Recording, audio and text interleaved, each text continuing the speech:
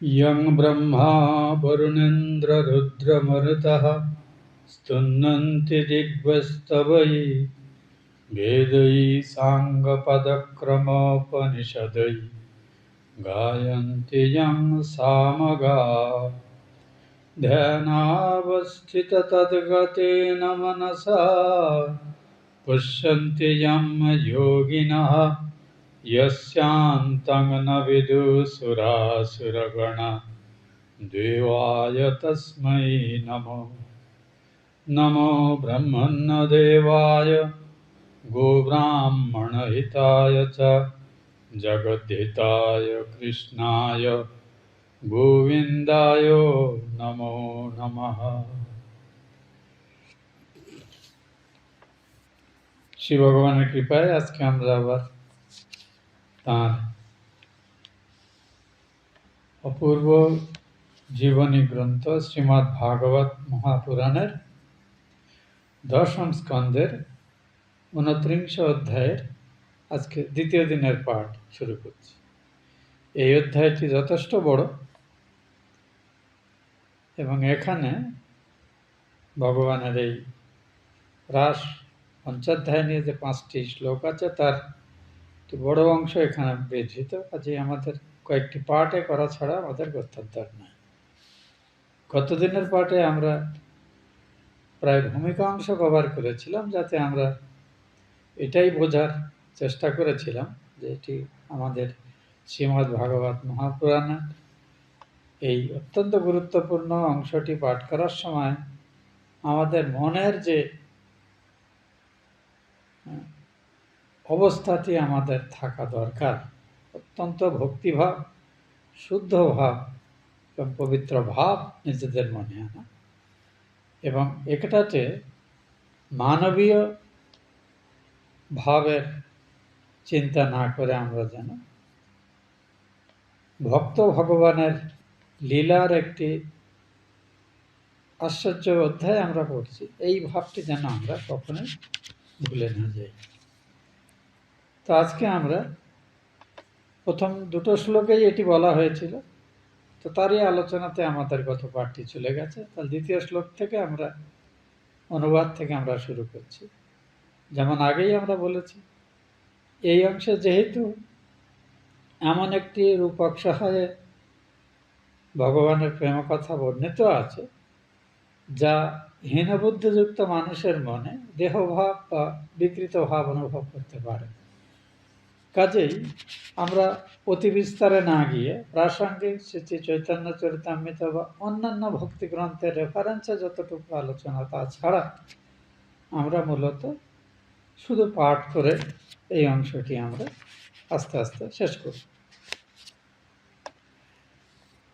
দ্বিতীয় শ্লোক যেখানে আছে, শ্রী ভগবান যখন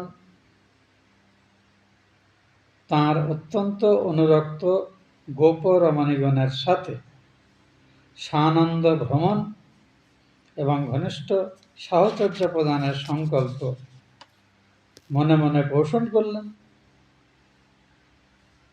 তখন সমগ্র প্রকৃতি যেন তাঁর এই ইচ্ছাটিকে বাস্তবে রূপ দেওয়ার জন্য সর্বতভাবে সেজে উঠল, এবং তার মনকেও যেন তার যে যোগাবস্থা থেকে এই পৃথিবীতে একটি আশ্চর্য নরলীলা করার উপযোগী করে তাকে যেন উদ্দীপ্ত করল। তার প্রথম প্রকাশ আমরা দেখেছি, এটি শরৎকালের চন্দ্রমা, যে সময় চাঁদের আলো সব থেকে স্পষ্টভাবে, একেবারে যেন অত্যন্ত স্পষ্টভাবে পৃথিবীকে আলোকিত করে, সেই রাত্রের সূচনা হয়েছে। চারপাশে যেন বসন্ত ঋতুর আগমন হয়েছে, যদিও এটি শরৎকাল, বসন্তের আগমনে তখন যথেষ্ট বিলম্ব, 4 মাস দেরি আছে। তাহলেও দীর্ঘকাল পরে সমাগত প্রিয় যেমন কুমকুমরা আগে প্রিয়ামুখ লেপন করে, কোনো মানুষ যার আয় উপার্জন বা ব্যবসার জন্য যাকে আপন প্রিয়জন থেকে বহু দূরে থাকতে হয়, বহুকালভাবে বাড়িতে এসে যখন সে নানাভাবে সজ্জিত করে প্রিয়ের জনের মুখ দেখতে ইচ্ছা করে, ঠিক তেমনি পূর্ব দিগবধূ, দিক মানে পূর্ব দিক, মুখখানে বিমল কিরণ এবং উদয়ের আগে লিপ্ত করে জগৎবাসীর শরৎ ও সূর্যতাপজনিত গ্লানি অপনোদন করে শারদ পূর্ণচন্দ্র উদ্গীত। শরৎকালের পূর্ণিমাতে চাঁদের উদয় হচ্ছে, সেটিকে কি অপূর্ব কাব্যভাবে ভগবান বেদব্যাস এখানে উপস্থিত করেছেন। যেন যখনই হয়তো স্বামী বহুদিন দূরদেশে থাকেন, পতির আগমন অপেক্ষায় এখানে তাঁর স্ত্রী দীর্ঘদিন মনঃকষ্ট ভোগ করছেন, তিনি এসেছেন তার জন্যে, যেমন তাকে সর্বতোভাবে আহ্বান করার জন্যে, সেবা করার জন্যে, সঙ্গদানের জন্য নিজেকে তৈরি করে সাধ্যের স্ত্রী, ঠিক তেমনি যেন পূর্ণিমার চাঁদ, দিনের বেলা আলোটা খুব জোরালো, সূর্যের তাপে সবাই তৃষ্ট হয়েছে, এই সূর্য তাপের সঙ্গে আমরা প্রিয় বিরহের যে উত্তাপ, তার একটি সাদৃশ্য। রাত্রিতে হলে দিনের গরমটা থাকে না, তখন আমরা শান্ত হই। এখানে যেন দিনের বেলা লীলা অনুষ্ঠান না করে ভগবান যে রাত্রিকে নির্বাচন করেছে, তার পেছনেও যেন এই রকমের একটি সাজুজ্য কাজ করছে। চাঁদ উঠছে এবং চাঁদ ওঠার আগে, ঠিক সূর্যোদয়ের আগে যেমন অরুণিমা থাকে, তেমনি পূর্ণিমার চাঁদ ওঠার আগেও কিন্তু পূর্ব দিকের আকাশটা একটুখানি লালচে ভাব ধারণ করে, এটা যেন পূর্ব রাগের অবস্থা সূচিত করছে। এখানে ভগবানের যে মানবীয় লীলা, অর্থাৎ যোগীগণের সঙ্গে, আপনি বলেছিলাম যেখানে রমণ একটি শব্দ সংস্কৃতে ব্যবহার করা হয়েছে, রম ধাতুর ইচ্ছা বহু রকমের হয়, তার মধ্যে অন্যতম ইচ্ছা, এখানে অর্থটি আমার মনে হয়েছে, রমণ শব্দটি যেহেতু আমাদের মনে বিরুদ্ধ ভাবের চিন্তা আসতে পারে, ওই জন্য আমার মনে হয় রমণ মানে ভ্রমণ, এবং এখানে এই লীলার মধ্যে সেই ভ্রমণের কথাও আছে, জলসঞ্চারণ তার কথাও আছে, বনে বনে ঘোরা সেসবের কথাও আছে। ওই জন্যে আমার মনে হচ্ছে এই শব্দটির অনুবাদটা বোধ হয় সানন্দ সাহচর্য এবং ভ্রমণ, এভাবে আমরা ভাবতে পারি। এই লীলা যেহেতু কিছু মানুষের মনে, যারা বিকৃত বুদ্ধি মানুষ, তারা তো ভগবানের লীলার মধ্যেও তো অনেক রকমের গন্ধ খোঁজে। তো এখানে শ্রীপাদ রায় রামানন্দ, তিনি মহাপ্রভুর সঙ্গে তাঁর কথোপকথন নীলাচলে অনেক আছে। ইনি ছিলেন ওখানকার যে রাজা, তাঁর স্বভাব পণ্ডিত, ইনি আদতে বেদান্তবাদী ছিলেন, কিন্তু মহাপুরুষ সাহচর্যে ইনি অসাধারণ একজন ভক্তে পরিণত হন। মহাপ্রভু এর কাছে শাস্ত্রকথা শুনতেন। ঠাকুরের কথামৃতেও আপনি এর রেফারেন্স পাবেন, এবং এর একটি লেখা মহাপ্রভুর ষড়ভুজ রূপ ইনি দেখেছিলেন, 6 হাতযুক্ত মহাপ্রভুর রূপ, সেটা নিয়ে একটি অপূর্ব স্তোত্র আছে। কোনো সময় সুযোগ হলে আমি আপনাদের এটি শোনাব, যে শ্রীকৃষ্ণ চৈতন্যের উদ্দেশ্যে রচিত, রামানন্দ রচিত স্তব, খুব সুন্দর। তাতে তিনি বলছেন, রায় রামানন্দ, মহাপ্রভুকে তিনি যেহেতু ভগবান হিসেবে দর্শন করেছেন মহাপ্রভুর কৃপাতে, তাই তিনি বলছেন, চৈতন্য চরিতামৃতে রেফারেন্সটি আছে, তোমার কৃপায় তোমায় করায় নিন্দ কর্ম, স্বতন্ত্র ঈশ্বর তুমি, কে জানে তোমার মর্ম। যে এই যে বৃন্দাবনে রাসলীলা, যেটাকে সাধারণ মানুষের দৃষ্টিতে মনে হয় ভগবান যুগাবতার, তিনি লোকশিক্ষার্থে অবতীর্ণ, তিনি আবার পরনাদের সঙ্গে এই যে লীলাবিলাসটি করলেন, এরকম নিন্দনীয় কার্য করার কি দরকার ছিল। তা বলছেন, ভগবান, পৃথিবীতে আমরা যারা মানুষ জীব, আমরা পরতন্ত্র, প্রকৃতির দাস, আমরা, আমাদের নিজেদের কোনো স্বাধীনতা নেই। ভগবান কিন্তু মায়াধীশ, আমরা মায়ার অধীন, আমরা মায়াধীন, তিনি মায়াধীশ। কাজেই তাঁর ক্ষেত্রে তিনি স্বতন্ত্র, তিনি কি করবেন, কিভাবে করবেন, কেন করবেন, তার রহস্য সব থেকে ভালো তিনিই জানেন। মানবীয় বুদ্ধিতে যদি আমরা তার মানে করতে যাই, এই হিতে বিপরীত করে বসবো, আমরা উল্টো করবো। যাই হোক, এই প্রসঙ্গ নিয়ে কিন্তু সুখদেব গোস্বামীও সুন্দর সুন্দর উক্তি মাঝে মাঝে করেছেন, আমরা সেটি পাব। এখানে এরা শ্রীপাদ রামানন্দের চৈতন্য মহাপ্রভুর উদ্দেশ্যে বলা এই কথাটা বলছেন।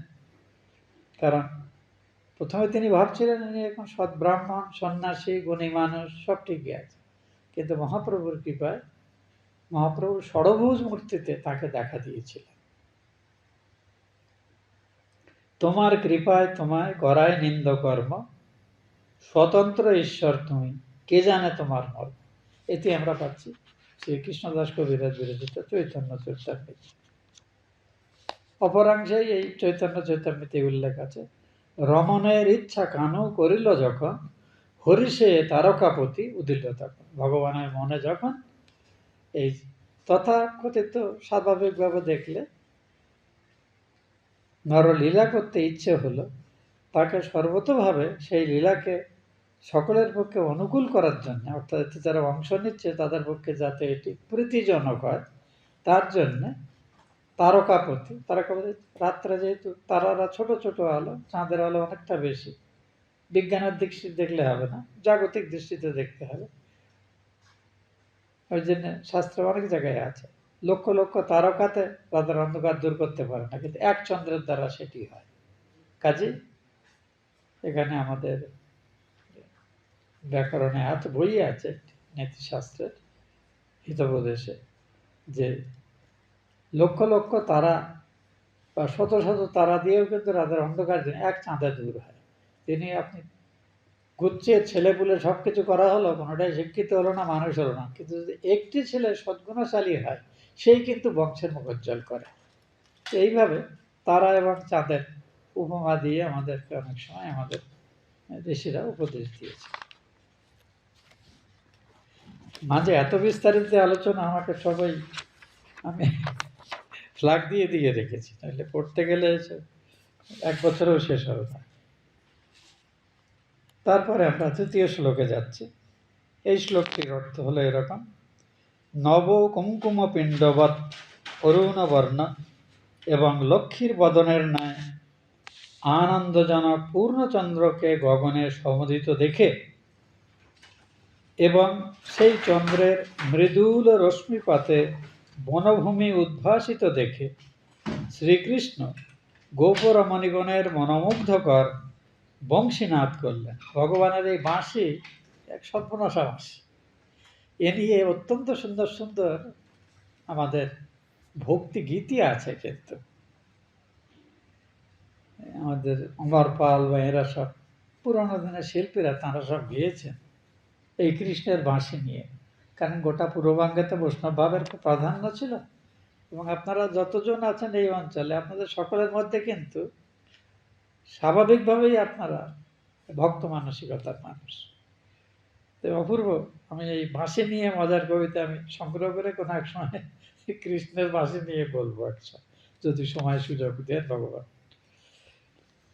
তা বলছে, পূর্ব দিগন্তে চাঁদ উদয় হয়েছে, দেখে মনে হচ্ছে যেন কোনো দিকবধূ তিনি উজ্জ্বল একটি টিপ পরে, লাল রঙের টিপ পরে তিনি আস্তে আস্তে সেজে উঠছেন। লক্ষ্মীর বদনের ন্যায় আনন্দজনক পূর্ণচন্দ্র, চাঁদের আলো যখন পুরো ফুটে যায় এবং চাঁদের পূর্ণচন্দ্রের শোভার সঙ্গে মুখশ্রীর তুলনা মানবীয় সাহিত্যে সর্বত্রই আমরা দেখি, সেটি বলা হচ্ছে। এবং চাঁদের রশ্মি যখন সেই বনভূমি সব কিছুকে যেন ফ্ল্যাট করে দিচ্ছে, ভাসিয়ে দিচ্ছে, এমন যে পরিবেশ, যে পরিবেশ স্বাভাবিকভাবে যে কোনো মানবের মনেই কিন্তু কামভাবের উদ্দীপনা সৃষ্টি করে। আর একেই যেন আরো বেশি তীব্র করার জন্য ভগবান আশ্চর্য সুর এবং রাগ সহকারে তার বংশী বাদন করলেন।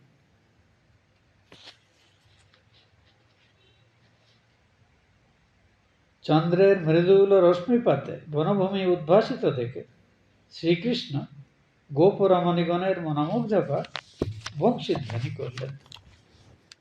এ নিয়েও সব নানা রকম আলোচনা আছে, আমরা অতটা বিস্তারে যাব না। শুধু একটি আনুষঙ্গিক আলোচনা যেটি আমি মার্ক করেছি আপনাদের কাছে পড়ার জন্য। এখানে ব্যাখ্যাটা এইরকম আছে। শ্রীকৃষ্ণ যখন ব্রজ রমণীগণের সহিত বিহার করতে ইচ্ছা করলেন, তখন তাদের সেই সানন্দ ভ্রমণ এবং সাহচর্যের ঘনিষ্ঠ সাহচর্য প্রদানের যোগ্য এবং সেটি সুখসেব্য করার জন্যে ঋতুরাজ বসন্তের যেন আগমন হল, যদিও এটি শরৎকাল। তাতে বনভূমির সর্বত্রই বিবিধ পুষ্পপল্লবাদির বিকাশ হওয়ায় বনভূমি সর্বতোভাবে পূর্ণতা লাভ করল। এখানে একটি কথা বলি, আপনারা এখানে থাকেন, মেঘালয়ে প্রচুর জায়গাতে আছে জঙ্গল জায়গা, কিন্তু আমি অরুণাচলে থেকেছি আর অরুণাচল অনেকটা জায়গায় ঘটনাচক্রে যাতায়াত করেছি। জঙ্গলে প্রাকৃতিকভাবে সৃষ্ট, কিন্তু তার মধ্যে এমন আশ্চর্যসবই পাতাবাহার গাছ আছে, দেখে মনে হয় ফুল, কিন্তু ফুল না। বিভিন্ন রঙের পাতার রঙে যেন ফুল হয়ে ফুটে আছে, এরকম মনে হয়, মানে পাতাকে ফুল বলে ভ্রমণ। হ্যাঁ, এবং ন্যাচারালি সেগুলো ক্রিয়েটেড। আমরা তো অনেক কষ্ট করে বাগানে টাগানে লাগাই, বনে এমনি সৃষ্ট। তো এখানে জানা সেই বসন্ত ঋতুতে সেই একই পরিস্থিতির উদ্ভব হলো।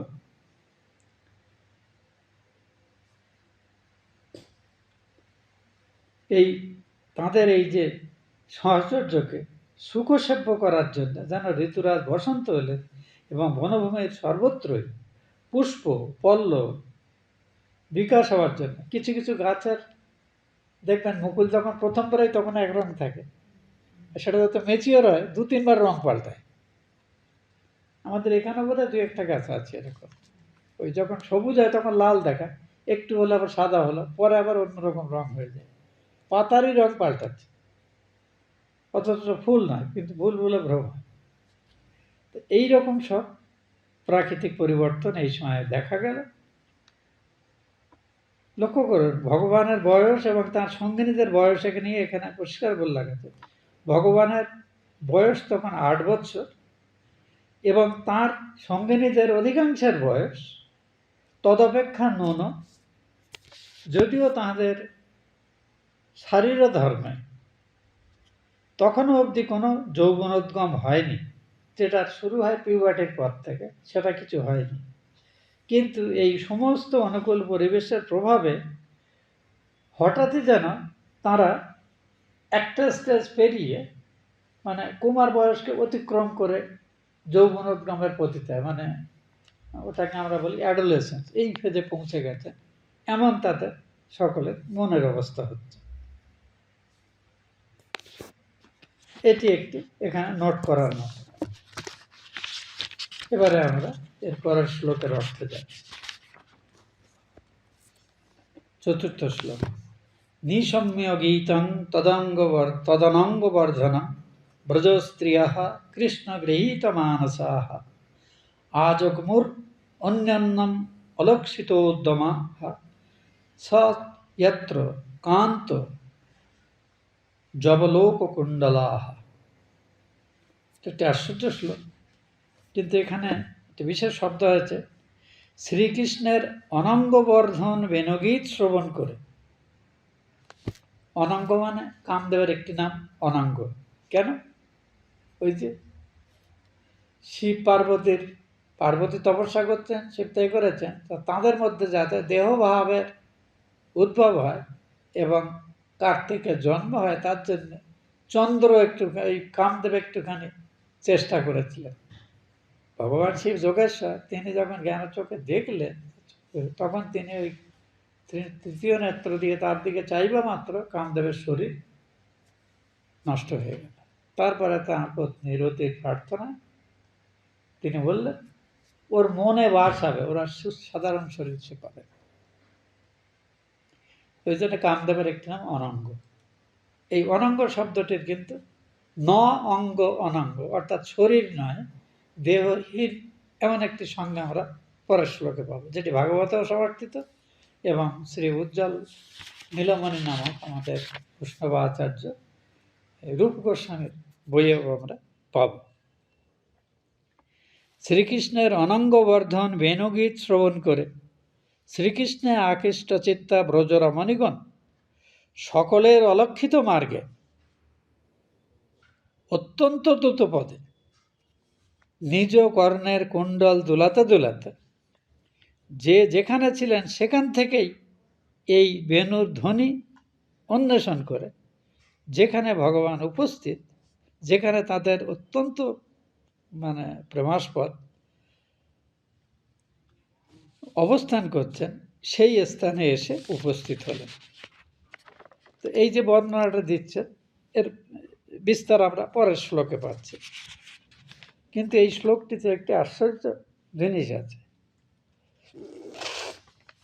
এই যে আকর্ষণ, ভগবান বাঁশি বাজিয়েছেন, অত্যন্ত অনুকূল প্রাকৃতিক সদৃশ্য, স্বাভাবিকভাবে মানুষের মনে যে মিলনাকাঙ্ক্ষা জাগ্রত করে এমন একটি প্রাকৃতিক পরিবেশ উদ্ভব হয়েছে। সেখানেই ভগবানের বেণুধ্বনি যেন সেই শুকনো কাঠে আগুন জ্বালানোর মতো একটা কাজ করেছে। ফলে তাদের মধ্যে যে আবেগ, সেটা ওই দুধ সাধারণ অবস্থায় অল্প ফোটে, কিন্তু হঠাৎই যখন আগুনের তাপ বাড়লে ফুলে সেটি উতলে যাওয়ার মতো অবস্থা হয়। এটাকেই প্রেম সিন্ধু উতলে যাওয়া, উথরিছে প্রেম পারাবার ইত্যাদি ঠাকুরের যে গান টানগুলো, এইরকম একটি ভাবকে উদ্দীপনা, ভগবত ভাবের উদ্দীপনা এতটাই বিস্তার হয়েছে যেটা আমাদের সমগ্র মানবীয় ভাবকে একেবারে চাপা দিয়ে দেয়, এমন একটি ভাবের কথা বলা হচ্ছে। তো একটি শ্লোক এখানে এই শ্রীমদ্ ভাগবতেরই পরের অংশে আছে। এটি দশম স্কন্ধেরই 47 অধ্যায়ের 6 নম্বর শ্লোক, যার অর্থটি এরকম: যে সমস্ত গোপীগণ পতি, পিতা, ভ্রাতা প্রভৃতি আত্মীয়বর্গ এবং লোকধর্ম, বেদধর্ম প্রভৃতি সর্বধর্ম পরিত্যাগ করে সর্ববেদবেদ্য শ্রী ভগবানের চরণে সেবনে রত হয়েছে, আমি যেন সেই সমস্ত গোপীগণের চরণরেণু স্পৃষ্ট গুল্মলতাদি হয়েও বৃন্দাবনে অবস্থান করি। এটি উদ্ধব বৃন্দাবন লীলা কথা শ্রীকৃষ্ণের কাছে শোনার পরে এতটাই তার মধ্যে ভগবত ভাবের উদ্দীপন হয়েছে, পরে তিনি পাঠিয়েছিলেন উদ্ধবকে অবশ্য, যে গোপীরা কেমন একবার তুমি দেখে এসো। সে নিয়েও খুব সুন্দর আলাপ আলোচনা আছে শাস্ত্রে। তা উদ্ধব, এটি উদ্ধবের কথা। ভাগবতের দশম স্কন্ধ 47 অংশে উদ্ধব মহাশয় গোপী প্রেমের কিছু ইঙ্গিত জানিয়েই প্রার্থনা করেছেন। কি বলছেন? যে আমি যেন সেই সমস্ত গোপীগণ যারা যে পায়ে মারিয়েছিলেন যে ঘাস লতা গুল্ম বৃন্দাবনে অবস্থান করছে, ওই লতা গুল্ম আমার তো আর অত পুণ্য হবে না যে আমি ভগবানের লীলার সহযোগী হব, কিন্তু ওই বৃন্দাবনের লতা গুল্ম হয়েও যেন আমি জন্মাতে পারি। কারণ এই লতা গুল্মগুলো ভগবান এবং তার সঙ্গে নিজা তাদের এই লীলাকালে পায়ে মারিয়েছিলেন, আমি ওই জন্মগুলো হয়ে জন্মাতে ইচ্ছা করি। দেখুন, ভক্তের ভক্তির সীমা যে কোথায় গিয়ে শেষ হয় এ বলা বড় মুশকিল। তো এটি শ্রী চৈতন্য চরিতামৃতে অত্যন্ত সুন্দরভাবে এই ভাবটিরও বর্ণনা আছে, যে এই যে গোপীদের কৃষ্ণানুরাগ বলছেন, এটার সঙ্গে আমরা যেন জাগতিক কামনা মিশিয়ে না ফেলি। তাই বারবার চৈতন্য চরিতামৃতে কৃষ্ণদাস কবিরাজ গোস্বামী মহাশয় আমাদের সতর্ক করেছেন। এখানে একটি আছে চৈতন্য চরিতামৃতের অংশ, কামের তাৎপর্য নিজ সম্ভব কেবল, কাম শুধু নিজের সুখ চায়,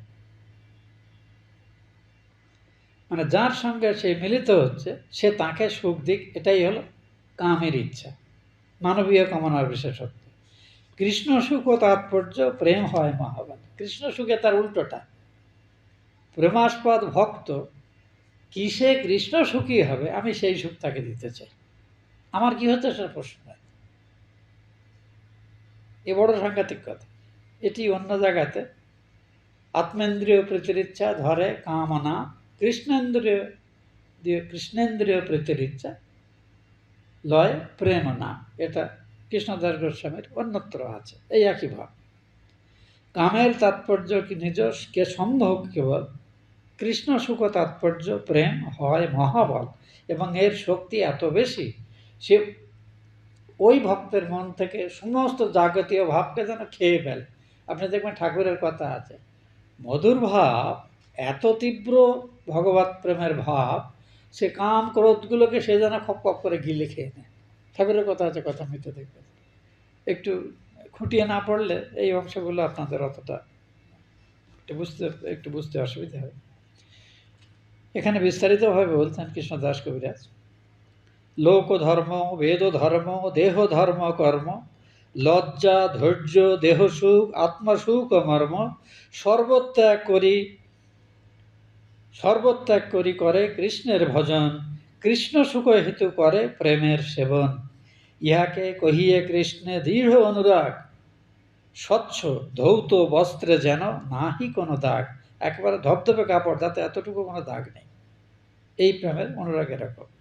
অতএব গোপীগণের নাহি কামগন্ধ, কৃষ্ণ সুখ লাগে মাত্র প্রেমের সম্বন্ধ। এই জন্যে এই নারদ ভক্তি সূত্রে শ্রেষ্ঠ ভক্তি বা পরাভক্তির উদাহরণ দিতে গিয়ে নারদ বলছেন, প্রশ্ন করার তো না, এর কি কোনো দৃষ্টান্ত আছে নাকি একটি কল্পিত ভাব? বলে না না, দৃষ্টান্ত আছে। অস্তেবম এবং দৃষ্টান্ত অবশ্যই আছে। কোথায়? যথা ব্রজগোপিকা নাম, যেমন ব্রজগোপীদের মধ্যে এই ভাব ছিল। তো বলছে সে তো পরকীয়া প্রেমের ব্যাপার, সেখানে তো মানবের সঙ্গে অনৈতিক ব্যাপার, তুমি গুলিয়ে ফেলছো, ওটা পরকীয়া ভাব।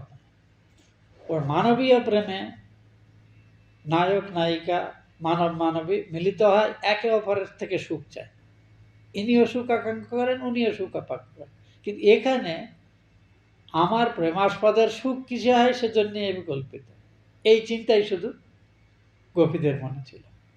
তাই ওখানে বলা হচ্ছে যে নাস্তি তৎসুখ সুখিত্তম, এই জাগতীয় প্রেমে পরকীয়া প্রেমে তৎসুখ সুখিত্তম নাই, অর্থাৎ প্রেমাস্পদের সুখেই সুখী হব তিনি আমার, তা না গেলে ওর সঙ্গে অনেক দেনা পাওনার অঙ্ক মিশে থাকে। কিন্তু ভগবত প্রেমে দেনা পাওনার কোনো জায়গা নেই, এই হলো বৈশিষ্ট্য। তাই বলছেন এখানে এই ভাবটি, কি আশ্চর্য সুন্দর অভিব্যক্তি, আমি অবাক হয়ে যাই। তাই বলছেন, কামের তাৎপর্য নিজ সুখ সম্ভব কেবল, কৃষ্ণ সুখ তাৎপর্য প্রেম হয় মহাবল।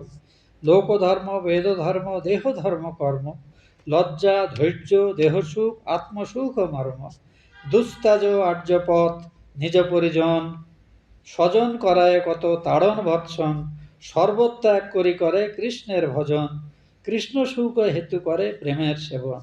ইহাকে কহিয়ে কৃষ্ণ দৃঢ় অনুরাগ, স্বচ্ছ ধৌত বস্ত্রে যেন নাহি কোনো দাগ। অতএব গোপীগণের নাহি কামগন্ধ, কৃষ্ণ সুখ লাগি মাত্র প্রেমের সম্বন্ধ। এই গোপীদের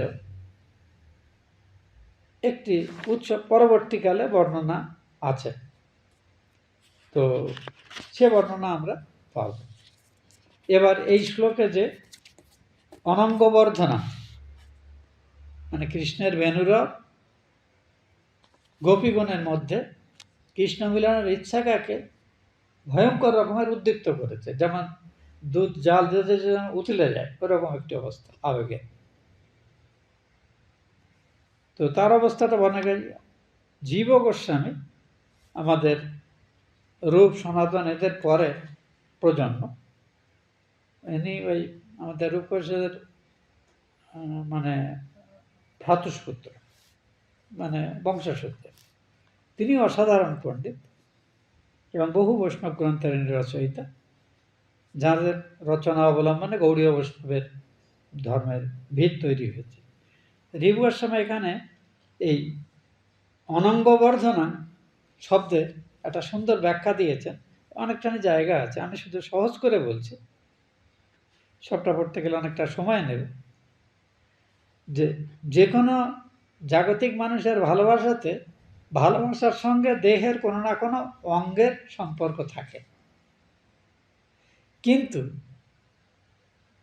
ভক্তিভাব এমন একটা জিনিস যেখানে অঙ্গ সেকেন্ডারি, মনের ভাবটি বা ভগবানের প্রতি তীব্র ভাব এবং ভগবানের কিসে প্রীতি হবে এই সম্পূর্ণ ত্যাগের ভাবটি সর্বোচ্চ প্রদান করে।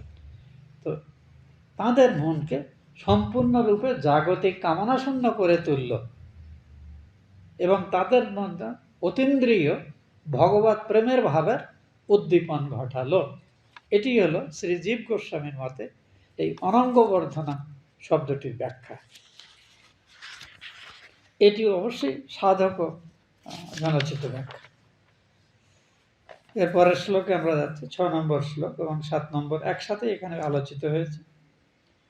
সেই সময়ে কোনো কোনো গোপী বন্ধু বা ভৃত্যদিগকে খাবার পরিবেশন করিতেছিলেন। কেহ কেহ নিজ নিজ পুত্র বা ভগিনী পুত্র বা এদেরকে যাত্রীপুত্র প্রভৃতিকে দুগ্ধপান করাচ্ছিলেন। কেহ কেহ গোষ্ঠ থেকে সমাগত সহসা পতিকে স্নানার্থ উষ্ণ উদকাদি মানে গরম জল ইত্যাদি করে দিচ্ছিলেন। তারা সারাদিন পরিশ্রান্ত হয়ে এসেছেন সন্ধ্যাবেলা। কেহ কেহ তাদের খাবার পরিবেশন করাচ্ছিলেন সন্তানদের বা স্বামীদের।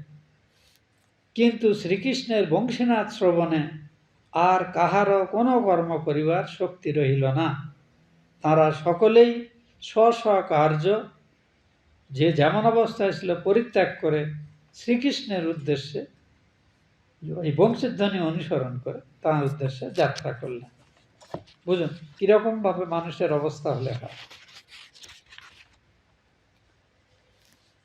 এরপরের শ্লোকে এইভাবে আছে, শ্রীকৃষ্ণের বংশীনাথ শ্রবণে গোপীগণ এমনই আত্মহারা এবং বিবেকহারা হয়ে পড়েছিলেন যেন সাধারণ বোধ বুদ্ধি কর্তব্য বুদ্ধি এসব, যেটা একটু আগে আমরা কৃষ্ণদাস কবিরাজের বর্ণনাতে চৈতন্য চৈতন্যতে পড়েছি, দেহধর্ম পিতৃধর্ম সংসার ধর্ম সব চলে গেছে। ওই যে বলা হচ্ছে যে মধুর ভাবের সঞ্চার হলে তখন জাগতিক সব কাজকর্ম যেন মুহূর্তের মধ্যে বিস্তৃত হয়ে যায়, একমাত্র ভগবত সত্তার স্মরণ ছাড়া আর কিন্তু কাজ করে। শ্রীকৃষ্ণের বংশীনাথ শ্রবণে গোপীগণ এমনই আত্মহারা এবং বিবেকহারা হয়ে পড়েছিল যে তাঁদের পতি স্বামী পিতা ভ্রাতা বন্ধুগণ শত সহস্র নিষেধ করেও তাদের গতিরোধ করতে পারলেন না। তারা সব ফেলে চললেন। এই ভগবানের জন্য যখন কিংবা সাধন ভজনের জন্য আমরা যখন সংকল্প করি যে এই সময়টায় ভগবানের নাম করব, ওই যে যত বাধাই দিক পরিস্থিতি যত প্রতিকূল হোক ওটি করতেই হবে। এখানে কিন্তু সেই সাধনারই ইঙ্গিত আমাদের ভক্তদের প্রতি করা হয়েছে। এখানে কে সংসারী কে গৃহী সে প্রশ্ন অনন্ত, কে ত্যাগী কে গৃহী সেটা প্রশ্নবার্ত। কিন্তু ভগবানকে ভালোবাসতে গেলে এইভাবেই করতে হয়। ওই সব গুছিয়ে করব, এটা ব্যবস্থা করে করব। ওই ঠাকুরের গল্প আছে না একটা, একজন মহিলা তার স্বামী কিঞ্চিত তার প্রতি বেশি আসক্ত ছিলেন, তো তাকে খাবার দিতে দিতে বলছে।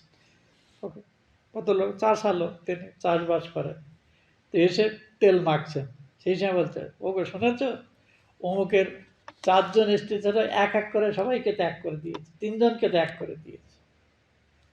তখন তিনি বলছেন ওরে খেপি, ঠাকুরের কথা এরকম, ওর দ্বারা সংসার ত্যাগ হবে না, সংসার এইভাবে ত্যাগ করতে হবে। ওই যেমন তেল মাখছিল গামছা তুলে ওই মুহূর্তেই সংসার ত্যাগ করে বেরিয়ে গেল। যে ত্যাগ যে করবে সে ওইভাবে করবে, ওই অঙ্ক বসে বসে ত্যাগ হয় না। এটি কিন্তু নারদ পরিব্রাজক উপনিষদে নারদের একটি বিখ্যাত উক্তি। আমি সাধু হওয়ার আগে এই উক্তিটি ওই ধর্মপ্রসঙ্গের স্বামী ব্রহ্মানন্দ বইটাতে পড়েছিলাম। ইয়াদহরেব বিরাজেত তদহরেব প্রবর্জেত। সংসারেই আছো, যাবতীয় সংসার ধর্ম করছো, কিন্তু হঠাৎ মনে বৈরাগ্য হয়েছে না এই সংসার এক মহাপাশ, এতে থাকলে আর আমি কোনো কালে ভগবানের কাছে যেতে পারবো না। যে মুহূর্তে বৈরাগ্যের উদ্যাপন সেই মুহূর্তেই সংসার ত্যাগ করবে। এটা গুছিয়ে নেই সেটা গুছিয়ে নেই, এটার ব্যবস্থা হচ্ছে, এই যদি করতে থাকো ওই সংকল্প তোমার এই বৈরাগ্যের ভাব মনে নাও থাকতে পারে। এই যে গোপীদের সবাই কিন্তু সংসার ধর্মরত ছিলেন, স্বামী সন্তান আত্মীয় পরিজন ছেলে মেয়ে এদের সকলের সেবা যত্ন করেছেন, যা করছিলেন গৃহকর্ম করছিলেন সেইটা সেই অবস্থায় রেখে ভগবানের এই বাঁশিকে অনুসরণ করলেন। তো এই বাঁশিটা আমাদের কাছে ওইভাবে আসে না, ওই একটি গান দ্বিজেন্দ্রলাল রায়ের আছে, অপূর্ব গান, এটা কৃষ্ণচন্দ্র দে গাইতেন, পরে মান্নাদেও গেয়েছেন। ওই মহাসিন্ধুর ওপার থেকে কি সঙ্গীত ভেসে আসে। এই গানগুলো অতি জাগতিক গান, এগুলো পৃথিবীর গান নয়, আমার তো মনে হয়। ওই মহাসিন্ধুর ওপার থেকে কি সঙ্গীত ভেসে আসে, এটা আশ্চর্য। তো এইরকম গান। এই শ্লোকের আলোচনা প্রসঙ্গে যে আলোচনা আছে, বহু বিস্তৃত আলোচনা, তার থেকে আপনাদের জন্য আমি এটি মার্ক করে রেখেছি। নিত্য সাধক বা সাধিকারা যারা মোটামুটিভাবে দুই রকমের। একদলকে বলা হয় নিত্য সিদ্ধা, আর একটাকে বলা হয় সাধন সিদ্ধা।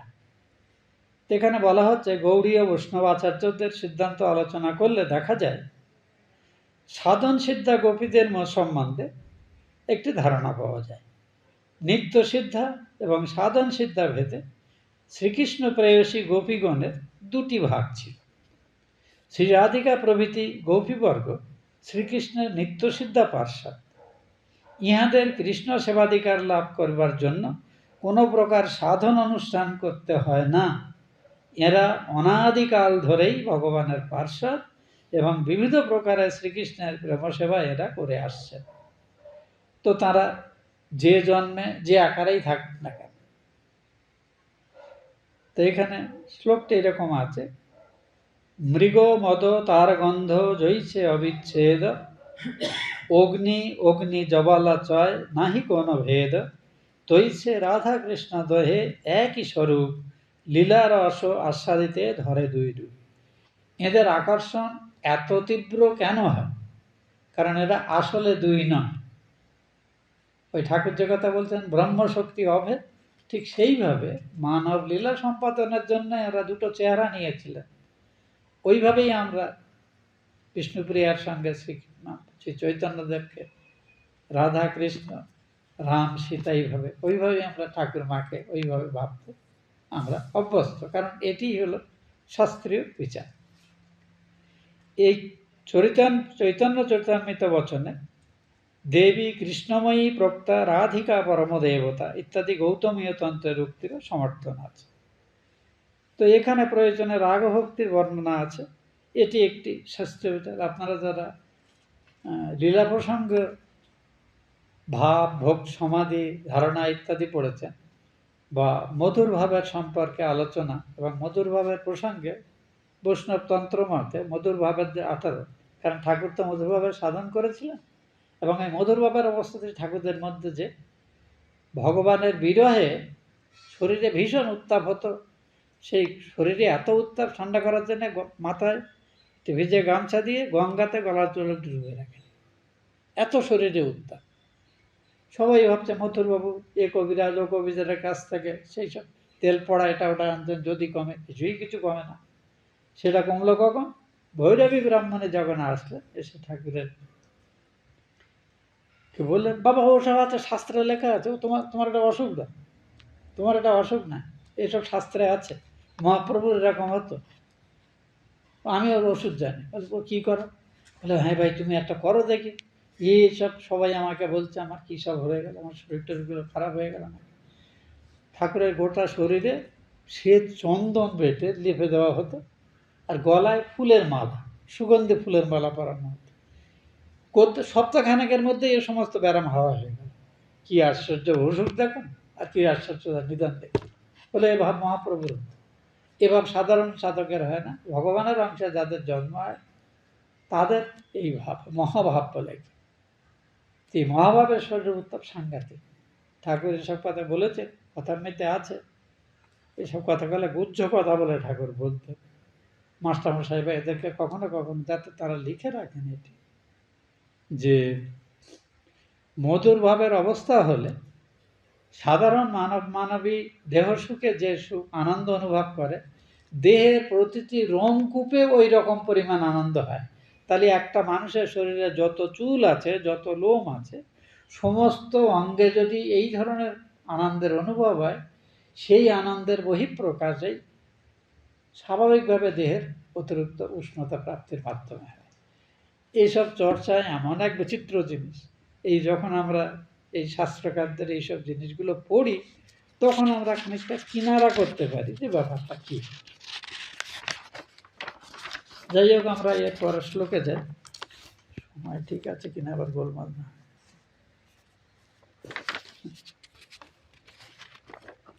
এরপরের শ্লোকে আমরা যাচ্ছি। এখানে রাধাবিনোদ গোস্বামী মহাশয় এত সুন্দরভাবে এত সূত্র থেকে বহু পুরাণ বহু তন্ত্র থেকে সন্নিবেশ করেছেন যে 9 নম্বর শ্লোক, অন্তর্গৃহগতাঃ কাশ্চিৎ গোপ্য অলব্ধ বিনির্গমা কৃষ্ণাং তদ্ভাবনাযুক্তাঃ দধ্যুর মিলিত লোচনা। দেখুন, বিরুদ্ধ পরিস্থিতি আছে। কিছু কিছু গোপিনীরা, তারা কৃষ্ণের প্রেয়সীরা বেশিরভাগই ছিলেন কুমারী বয়স্ক, কিন্তু দেখা যায় তাদের থেকেও একটু বেশি বয়সের অনেকেও কিন্তু কৃষ্ণ অনুরাগিনী ছিলেন, যাদের স্বামী ছিল, সন্তান ছিল, বিবাহিত হয়েছে, হয়তো সন্তান আসে, বিচিত্র প্রকার ছিল অনেকে। কয়েকজনকে তারা যখন চলে যাচ্ছেন, জোর করে তাদের স্বামীরা ওখানে আটকে রাখতে পারে। কি হচ্ছে এটা? তাদের অবস্থাটা কি হচ্ছে এই শ্লোকে সেটির আলোচনা আছে। গৃহমধ্যে প্রতিসেবনরতা কতকগুলি গোপরমণি কোন ক্রমেই গৃহমধ্য হইতে বহির্ভূত হইতে না পেরে অত্যন্ত উৎকণ্ঠিত চিত্তে চোখ বন্ধ করে শ্রীকৃষ্ণকে ধ্যান করতে লাগলেন। তাদেরকে বাধা দেওয়া হয়েছে, জোর করে আটকে রাখা হয়েছে বাড়িতে, কিন্তু তারা ভগবানের চিন্তা ছাড়া আর কোনো চিন্তা করতেই সমর্থন হচ্ছেন না। কি আশ্চর্য! দেখুন, পরের শ্লোকে বর্ণনায় দুটি শ্লোকে এরকম আছে, দুঃসহ শ্রীকৃষ্ণ বিরহতাপে এই সমস্ত গোপীদের সর্ববিধ অশুভ, তাদের মধ্যে যত রকমের মানবীয় দোষ দুর্বলতা বা জন্মান্তরে অশুভ কর্ম ছিল সব দূর হয়ে গেল। ধ্যান যোগে শ্রীকৃষ্ণ মিলন প্রাপ্তিজনিত পরমানন্দ সর্ববিধ মঙ্গলের অবসান হইয়া গেল। দেখুন, ওই গীতাতে একটি শ্লোক আছে, অপি চেত সুদুরাচার ভজতে মাম অনন্যবাক সাধুরেব স্বমন্তব্য সম্যক ব্যবসিত হিসাব ক্ষিপ্রং ভবতি ধর্মাত্মা শস্য শান্তিং নিগচ্ছতি কৌন্তেয় প্রতিজানীহি নমে ভক্ত পুনশ্চতি। এক সময় যে কোনো কারণে হোক, অসঙ্গে পড়ে হোক, বিকৃত বুদ্ধির শিকার হোক, যেমন অজামিল সৎব্রাহ্মণের ছেলে হঠাৎ একটি শূদ্র জাতীয় মানুষের সাথে একজন মানুষের ওই মিলন ক্রিয়া দেখে তাতে আবদ্ধ হয়ে গেল। তারপরে অত্যন্ত সমস্ত তার এই আজন্ম লালিত স্বভাবটা নষ্ট হয়ে তাতে আসক্ত হলো, বাচ্চা কাচ্চা হলো, পরিবারের অযত্ন করলো ইত্যাদি। অজামিলের উপাখ্যান আমরা অলরেডি পড়েছি। তো দেখুন, ভগবান হিসাবের উদাহরণ যেন এই গীতাতে বলছে, একসময় অনেক অত্যাচার ভুল ভ্রান্তি কর্ম সব করেছে, অতি দুরাচার, সাধারণ দুরাচার নয়, একেবারে পাষণ্ড, সেও যদি কোনো কারণে হঠাৎ কোনো সাধু সজ্জনের সাহচর্য বা কোনো কিছু পড়ার থেকে হোক একবার ভগবানের প্রতি প্রীতিযুক্ত হয় এবং নিষ্ঠার সঙ্গে ভগবানের কাছে আশ্রয় দেয়, তাঁর শরণাগত হয়, তাঁর কাছে নিজের শুদ্ধি প্রার্থনা করে এবং আন্তরিকভাবে ভগবানকে পাওয়ার চেষ্টা করে, সেই মুহূর্ত থেকে এই অর্জুন তুমি তাকে ধার্মিক বলে জানবে। কারণ তার অতীত যাই হোক, তার ওই অতীত কর্ম খারাপ হওয়ার জন্য তার কিন্তু অনন্ত শুভযুক্ত হওয়ার সম্ভাবনা নষ্ট হয়নি। কাজেই সেই মুহূর্ত থেকে সে ধার্মিক হবে এবং সে যদি তার এই প্রয়াসটাকে ধরে রাখতে পারে, আমার কৃপায় সে শীঘ্রই অত্যন্ত পুণ্যাত্মা ধর্মাত্মা ব্যক্তিতে পরিণত হবে। তুমি জনে জনে একেবারে শপথ করে বলতে পারো, কোনতে যে প্রতিজানি, প্রতিজানি মানে প্রতিজ্ঞা করে বলো, শপথ করে বলো। এবং ঠাকুর বলছে মায়েরই বলছি, ডোন্ট ডাউট ইট, মায়েরই বলছি, শপথ করে বলো। এটা হলো শ্রীরামকৃষ্ণের প্রকাশ ভঙ্গি। কোনতেয় প্রতিজানি ভগবানেরই কাণ্ড কারখানা, তো ভাষার একটু রূপান্তর আছে, তাহলে আদবের ব্যাপারটা একই। যিনি রাম, যিনি কৃষ্ণ, তিনিই তো আবার রামকৃষ্ণ হয়েছে। আমরা অন্তত সেটাই মানি, অন্যরা মানুক চাই না মানে উই ডোন্ট কেয়ার। তো সেইভাবে এখানে সেই দেখুন, দুঃসহ কৃষ্ণ বিরহ তাপে এই সমস্ত গোপীদের সর্ববিধ অশুভ দূর হয়ে গেল এবং ধ্যানযোগে শ্রীকৃষ্ণ মিলন প্রাপ্তিজনিত পরমানন্দ সর্ববিধ মঙ্গলের অবসান হয়ে গেল। এই পরমানন্দের এমনই প্রভাব। ঠাকুর বলছে, ভগবানের ধ্যানে যদি তন্ময় হওয়া যায়, ভগবানের অন্যতম নাম হলো অঘমর্ষণ। অঘ মানে পাপ। যিনি পাপে একেবারে নির্মূল করে দিতে পারেন, ধুয়ে দিতে পারেন, পুড়িয়ে দিতে পারেন, তার এমনই প্রভাব যে আমাদের অন্তরের সমস্ত হীন ভাব, জাগতিক ভাবকে তা সে গপ গপ করে খেয়ে নেয়। ঠাকুর বলছেন যেমন মধুর ভাব এমন এক আশ্চর্য ভাব। তো গোপীদের অন্তরে ভগবানের কৃপায় সেইভাবে উত্থান হয়েছে। তখন তারা ধ্যানযোগে, যদিও জাগতিক বুদ্ধিতে শ্রীকৃষ্ণ উপপতি সম্পর্কে ভাব হিসেবে ভাবছেন, কারণ তাদের তো পতিপুত্র রয়েছে, সেই পরমাত্মাকে পেয়ে সর্ববিধ বন্ধন থেকে মুক্ত হয়ে গেলেন এবং তৎক্ষণাৎ এই গুণময় দেহ, তার ওই ধ্যান করতে করতে, ভগবানের ধ্যান করতে করতে তারা দেহই ছেড়ে দিল। কাদের? যাদের তাদের পুত্র বা অন্যরা, আত্মীয় স্বজনরা জোর করে আটকে রেখেছিল, তাদের শ্রীকৃষ্ণ ভগবানের সাথে মিলিত হতে বাধা দিয়েছিল। আমার মনে হয় এই শ্লোকে শেষ করতে হবে আমাদের। তো এই শ্লোক প্রসঙ্গে একটুখানি বলি। আলোচনাতে আমাদের চৈতন্য চৈতামৃতের 4টি লাইন এখানে আমাদের টিকাকার রাধাবিনোদ গোস্বামী মহাশয় উদ্ধৃত করেছে। লোকধর্ম, বেদধর্ম, দেহধর্ম, কর্ম, লজ্জা, ধৈর্য, দেহ সুখ, আত্মসুখ ও মর্ম, দুস্ত্যাজ আর্যপথ, নিজ পরিজন, স্বজন করায় কত তাড়ন ভৎসন, সর্বত্যাগ করি করে কৃষ্ণের সেবন, কৃষ্ণ সুখ হেতু করে প্রেমের সেবন। এই যে ইহাকে কহিয়ে কৃষ্ণে দৃঢ় অনুরাগ, স্বচ্ছ ধৌত বস্ত্রে যেন নাহি কোনো দাগ। অলমোস্ট সিমিলার শ্লোক, একটু বোধসংখ্যাটা আমরা আগেও একবার পড়েছি। তো এখানে